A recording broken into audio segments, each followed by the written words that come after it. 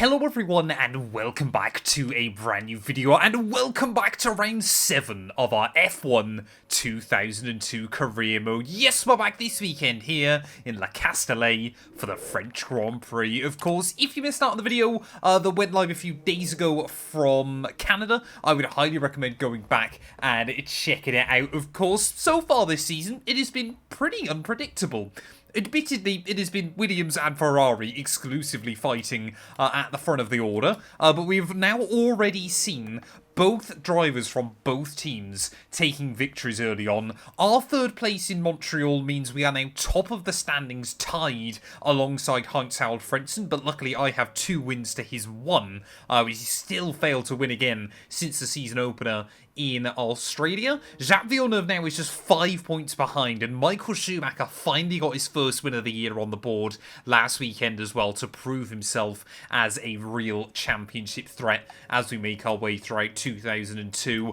And even better than that, we have finally got some upgrades rolling in onto the car over the next few weekends as well. We're trying to focus on giving the car a bit more power in a straight line. So yeah, it is really, hopefully going to be a good season between us and Williams. Of course, if you're new, please do make sure you hit that sub button. We are trying to hit 140,000 subscribers on the channel at the moment. And also, if you enjoy the content and you want to get early access, you can join now for just £1 a month. It really does help support us in the work we do here. And yeah, like I said, you get early access to all the videos, you get your name mentioned in the intro, and obviously a few other little perks as well. But yeah, with all that out of the way though, let's head back to Le Castellet. This circuit, of course, Schumacher managed to flip his Ferrari last year, so I'm hoping that doesn't happen today.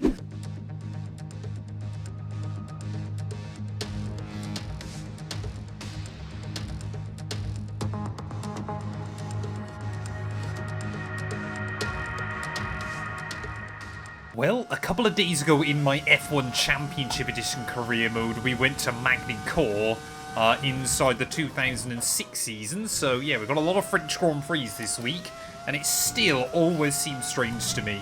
France, you know, the kind of home country of Grand Prix racing in its original form, still, obviously, has never really felt like it's had a stable venue and a home for Formula 1. You know, obviously here in the UK we've had Silverstone.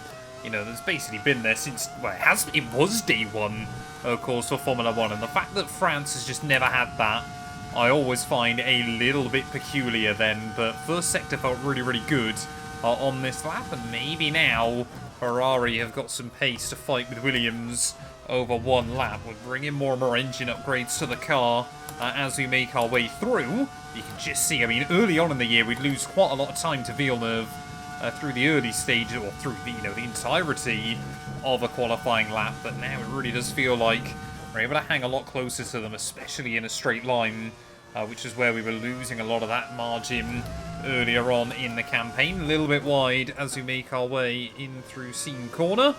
But so far, the lap coming together, of course, you could use a lot more curbing back in the early 2000s, and we are trying to do that to the best of our abilities then, as in towards the final couple of corners we'll go. A little way still back from Jacques. There was a bit of wheel spin out of that final corner. We lost a bit of time there right at the end of the lap. It is still P4 yet again though, but we have definitely got pace, and I'm hoping we can start getting some poles. There we go then. Villeneuve will take pole position ahead of Michael Schumacher. Frentzen in third ahead of myself, so I'm pretty certain our top 4 all but the same as it's been in the early rounds of this season. Anthony Davidson again in P5. They're ahead of Button and Danica Patrick, with Genet, Coulthard and Mark Webber rounding out our top 10. I wonder if Button's going to react the same way he always does on the Sky feed whenever you hear Danica talk. He just looks fed up to be around her.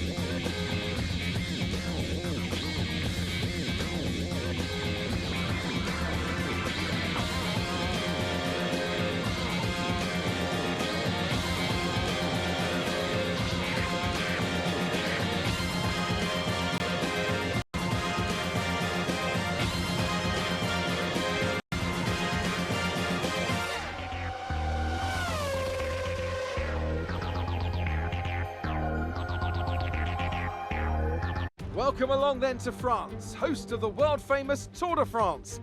But we're not talking two wheels today, we're talking four, in a country widely thought of as giving birth to the art of motor racing back in the late 1800s. We've come a long way since then, and you're about to find out how far. It's time for the French Grand Prix. A lap of Paul Ricard then consists of 15 corners and a total length of around 3.6 miles. Drivers will need to position their cars carefully on the exit of the flat-out turn 10, ready for the double apex right-hander at 11. Watch out for potential overtaking action at the end of the start-finish straight and into the heavy braking zone of turn 8. Well, I must admit, I'm feeling pretty good for this one. No grid penalties for any of the other drivers around us, but yeah, we were so close on one lap pace, and generally I set the car up for races inside this series, so hopefully we're going to be able to try and compete for the win once again. Obviously, Villeneuve, Schumacher and I nose to tail towards the end of the Canadian Grand Prix. Even at one point, I went for a very audacious send. But let's see what we can do today then. Williams, Ferrari, 5 red lights. A mighty long hole, but it is going to be lights out on. Away we go there, and Frentzen and Schumacher haven't responded very well. Anthony Davidson immediately going to try and have a look up the middle of us all in towards that first corner. I think we will just about, though, try and get back around the outside of the BAR car there. He'll try and fight it off the exit of the corner as Frentzen will move past his German counterpart in towards turn 2 and turn 3. Villeneuve, though, the absolute dream getaway that he needed at the start of this one as we got yellow flags out a little bit further back. I must admit, the improved damage model for 2002, making the cars a little less sensitive, has certainly been quite nice. I think apart from Albert Park, we haven't had a single lap 1 safety car, which is probably a little bit more fun than constantly, obviously, just effectively races would just be a rolling start after 3 laps, it felt like, throughout 2001 then. But yeah, back up then into P4, tucked up behind our teammate. We cannot let Williams get away too early. That's often where they're strong. Well, I know it is still very, very early on in the day, but it feels like Frentzen behind Villeneuve is faster, and myself behind Michael are faster as well. So both teams with a bit of a dilemma early on in the GP, as we barely go a couple of tenths away from Frentzen's fastest lap. Oh, that was a lot of curb through turn 2. Luckily, we'll get away with it. But yeah, Frentzen is definitely piling on the pressure on Jacques Villeneuve. Are the tables finally turning within that Williams team? I mean, admittedly, Frentzen is ahead of him in the championship, but even if they were to finish like that, Villeneuve would leapfrog right to the top of the table. I mean, we are completely flat out by the time we get in through turn 10 there. Oh, a little bit wide that time, as we were tucked up right under the rear wing of Michael here, but maybe Canada was just kind of a bit of a perfect storm for him. Got the lead early on. I was able to enjoy the clean air. I definitely feel like I can match those Williams cars, so we've got to get onto the team. I mean, what do you do if you're Ferrari in this situation? We've had to do it a couple of times. So I thought just for a second there Schumacher might be pitting, but he just uses a very different line through that penultimate corner. We've got to find a way around him, though. I mean, this is Michael Schumacher. He's not just going to let me by, is he? Has he got yellow flags out further back? No idea who that is. Well, there we are then. Looks to be the Jaguar of Rubens Barrichello very, very early on in the GP. Maybe some new upgrades going on to that car this weekend. But they are definitely not working for him. There's a huge plume of smoke down the start-finish straight. He is our first retirement of the afternoon. Our team already recommending a new strategy then, so they want me to extend longer on this set of the soft compound tyre early on in the GP. Oh, again running just a little bit wide through the exit of turn 10 there, but Schumacher's just doing a very, very good job of planting the car where he needs it. Maybe we could try and have a look for a bit of a send down at the final corner. Problem is, I gained so much time through the second half of the lap, and then just lose it at that final turn, so it makes it very, very difficult to really try and do anything. As Schumacher slowing again. We will get to the inside of our teammate there, but absolutely a carbon copy of what we did in Montreal there, running a bit wide on the exit. And already tempers beginning just to rise. Tension at Ferrari is getting quite high far too early in the year. But are we going to see Schumacher take that slightly wider line in towards those final couple of corners? Yes, we will. So that time we will, again, go for it. Oh, lots of wheel banging there. That was not particularly comfortable between ourselves and our teammate. As Villeneuve, new fastest lap of the day. We lost a second that lap. But I mean, look at how much straight line speed Schumacher's got. Really going to try and defend it again into turn 1 there. We will get around the outside though. And after a bit of contact down at the final corner, admittedly might have been my fault, we are finally through and past Michael. But we just cannot afford to let those Williams drive away from us. Ooh, okay. Michael Schumacher then clearly wants to try it a little bit differently then. Schumacher's going to peel into the pit lane at the end of that lap, as we are still losing a second a lap to the Williams in front, although that was obviously the battling down at turn 1. But yeah, Schumacher then clearly not happy, and is going to try and undercut. Well, there we go. We have just taken new fastest lap of the Grand Prix so far then. So, yeah, myself and the Williams trading those fastest times up at the front of the order. Be very, very interesting to see who gets the first call down at Williams. But, yeah, we have definitely got the pace to match them. If not, just bring that gap in a little bit. Oh, there we go. There we go. Villeneuve. So, Jacques Villeneuve then will get first choice down at Williams.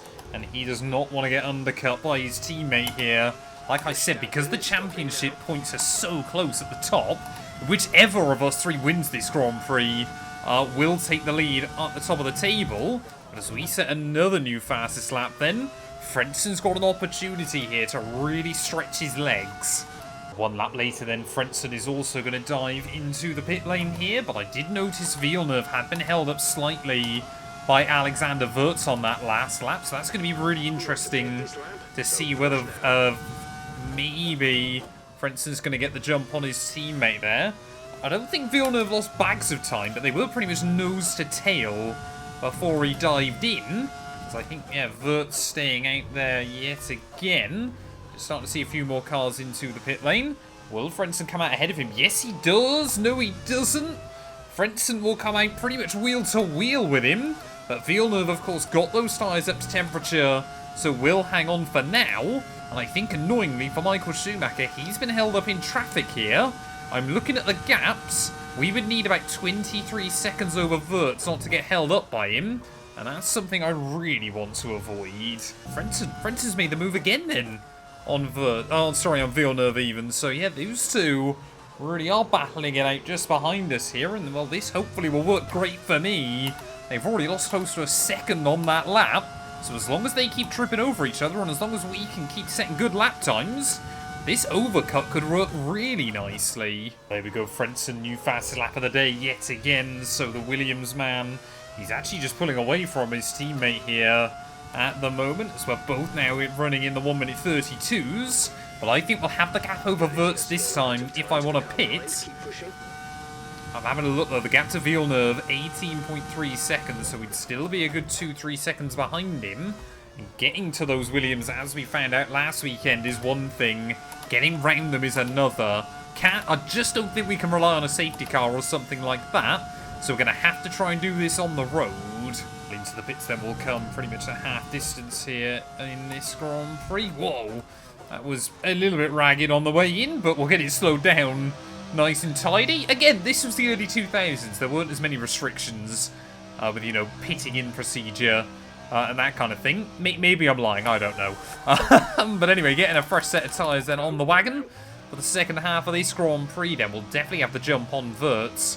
But I think we will come out a few seconds still behind Frenzen and Villeneuve here, as it's always difficult because the deltas get a bit jumbled up. There definitely goes Frenzen, there goes Villeneuve. Oh, there we go, Villeneuve immediately. New fastest lap of the day. Luckily, we are out ahead, though, of the Renault. We've got to try and get some temperature into the tyres, as that gap has pretty much stayed exactly where it was to our top two.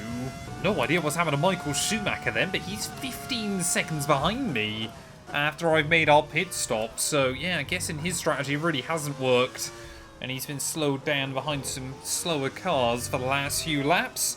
It's a real shame for him. It was great seeing him back at the front. Obviously, he did win that one race last season as well. I'm pretty certain he has won a race in every season we've done still in this career mode. But ultimately, yeah, at the moment, he just does not have enough A little bit of bad luck as well in a few places. But he just simply does not have what it takes to match the Williams and I. Oh, there we go. That's what we need. Another new fast lap of the day then. Gap to Villeneuve down to almost 4 seconds now. I mean, there's so many races this year where we are just watching the lap times. I want more wheel-to-wheel battling. But this really was what F1 was like in the early 2000s. There we go. Schumacher back up into P4. So not too sure who's held up by. But it'd be interesting to see if he can close the gap. Well, it's definitely having races like this you learn more and more about the car and what we need to be doing. Yes, they might be boring races on paper. There's just not a lot going on. But we desperately need to try and improve our qualifying pace. We cannot keep getting stuck behind Michael Schumacher in the early laps. So I think I'm going to have to take slightly more risk in the setup approach that I go with. We have the pace to keep up and go quicker than those Williams cars. But that's pointless when after a few laps we're 5 seconds behind them. Oh, there's definitely some slower traffic in the way. One of the Jordans there, I believe that is, just holding up Villeneuve a little bit. So that means the gap's come down even more as we start lap 21. As I think that's Anthony Davidson out of the Grand Prix. So disappointment then for the BAR man that has been the star of 2002 up to this point. Anthony Davidson out of the Grand Prix. But yeah, just see now that gap to Villeneuve, coming down to about 2 seconds. Takuma Sato, though, is now in our way. So hopefully we'll get a bit of slipstream off of him as we make our way up the Mistral Straight. But yeah, we're now going to have to deal with some lap traffic towards the end of the afternoon. And that could really mix things up here, as hopefully Sato will jump out of the way sooner rather than later. I mean, we do get a nice slipstream off of him, so I'm not going to mind too much. Just have a look then. I mean, Jordan, how quickly that team has fallen off in terms of performance has been a real shame. Probably just get past him by the time we get into the yellows. There is Davidson's car on the inside of turn 10. Let's get back up to racing speed. And you can see now one of the Minardis getting in the way of Jacques Villeneuve. So Villeneuve again will just get held up a little bit. That's Fernando Alonso blocking his path. Oh, there we go, Alonso as well. He'll give us a nice slipstream back in towards turn 1. You've got to make it obvious, though, to the AI that you're trying to go around him here. Otherwise, they can be a little bit tricky. And even then, occasionally, they try and stick the nose back up the inside. One of the limitations of F1 2020's AI. But now Villeneuve, we've taken, well, over a second out of him on that last lap. But the gap to Villeneuve is also coming down. It's Scotty Raikkonen, isn't it? And the other Minardi now just holding Villeneuve up even more. So Jacques has definitely been the unlucky one out of the three of us at the moment. The gap now under a second to the Williams man. And although Frentzen looks dead set to extend his championship lead, or reclaim the championship lead at the top of the table, surely we can split these Williams by the end. I'm hoping this is going to be a lesson as to why you never give up in a Formula 1 Grand Prix. Well, a pattern has definitely begun emerging so far this year of a bit of pace late on in a Grand Prix. We always seem to get tucked up behind Jacques Villeneuve. They can never seemingly make the move happen. Of course, happened last time out in Montreal. Happened at Zandvoort back at round 2 of the season as well. I do not want a three-peat of results where we have just followed the Williams man home. He seems to be struggling a little bit for top-end speed. There you can see how much we gain. But all of these cars seemingly limited to 208 miles an hour. So it just then means we can't really do anything by the time we get to the end of the straight there. I don't think we're going to have to deal with any more lap traffic between now and the end of the GP. And you can just see again how quickly we close up to the back of Villeneuve here. He's going to have to try and throw the car a little bit defensive. Can we go the long way around him, though, through Sing Corner? I was not expecting to get the run there, but around the outside we will go. And up then into P2 of the Grand Prix. What a move that was. And now all of a sudden, we are splitting those Williams cars for really the first time today. So Villeneuve wanted to have a look back down the inside. We are not home and dry just yet. Well, I'm expecting Villeneuve to still close back in on me. As you make our way down the back straight, you can see that gap does come down a little bit. I think, hopefully, that was the big one I was scared about, was whether we'd see him get the run down the straightaway. But you can just see that gap now opening up over a second. Frentzen's definitely got the pace out in front. Unless he gets really held up by a lapped car before the end that we can't even see. I think we're just going to try and bring home P2. Oh, Frentzen, he's a cheeky man right towards the end. Ah, there we go. Tries to take fastest lap away from me. But we will immediately snatch it right back. So Frentzen is pushing here towards the end. This is now more of a statement between the pair of us. Well, one lap to go then here from the French Grand Prix. And Heinz-Harald Frentzen, we haven't seen him take, well, we've only seen him take one victory so far this season. But not many throughout his Formula 1 career. But everybody thought 1999, if he was ever going to have a year where he could do it, it was going to have to be then. But 2002 seems to be the resurgence of the German here. Yet again, proved himself in a World Championship fight. But very, very interesting, of course. You know, Michael Schumacher, Jacques Villeneuve, two proven world champions of the late 1990s. I mean, Villeneuve could have been a two-time world champion if he'd been able to get a better result. Obviously, towards the end of last season, get those extra points over myself. Obviously, only 1 point in it come the end of that campaign. But this season round, it seems to be like it could be ourselves versus Heinz-Harald Frentzen here. Villeneuve has really dropped away towards the end of the afternoon. Schumacher, well, he's been nowhere all weekend. We need to start getting better than him, though, in qualifying, because we definitely could have been right with Heinz had things gone differently in the early laps then. But he took victory in Albert Park. He has been incredibly consistent since then in the last few Grand Prix as well. 3 second-place finishes in a row. But finally, as we round the final corners here in Circuit La Castellet, Heinz-Harald Frentzen back on top for the second time this year. With it, retakes the World Championship lead. We will follow him home in P2. It was a magnificent race and a drive right out of the top draw to take the win for Red Bull today. Ant, talk to me. What do you think it was that sealed the win for them? I feel like consistency was probably the key today. There's being quick, and then there's being quick lap after lap after lap. If you can do that, you can capitalise on other people's errors without making many of your own. And that's an approach that can push you a long way up the field. The drivers are en route to the podium as we speak. What a fantastic win for the Red Bull team. They performed exceptionally today, keeping us firmly on the edge of our seats throughout the entirety of the race. Congratulations to everyone at the team.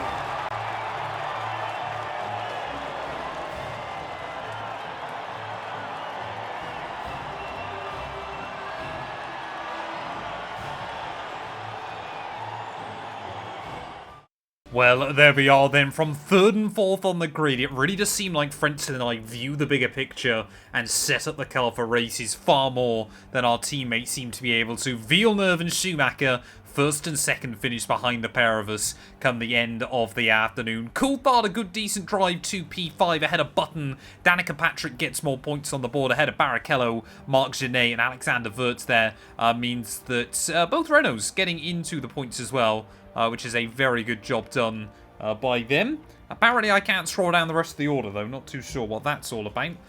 So we'll try and have a look further down. Jarno Trulli there, just missing out on points, but it was just Mark Webber and Anthony Davidson that failed to see the checkered flag this weekend. What does that do to our championship standings? Well, it means Frentzen now has a 7-point lead at the top of the table. We have a further 8-point buffer over Villeneuve there, who has a 13-point lead over our teammate Michael Schumacher. Coulthard there, because of Davidson's DNF, will move up into P5 overall by virtue of a better single result this year. Barrichello re-jumps Mark Webber, Button jumps off Baumgartner as well, and you can see Jarno Trulli there down into P14 overall in the championship table. Constructors-wise, though, I believe, obviously, yeah, Williams still have a 20-point lead at the top. McLaren still in P3 ahead of BAR. Jaguar jumps Sauber, and Renault still in P7. Thank you all so much for watching. If you have enjoyed, please do make sure to leave a like, get yourself subscribed, and we'll be back very soon when Formula 1 returns ready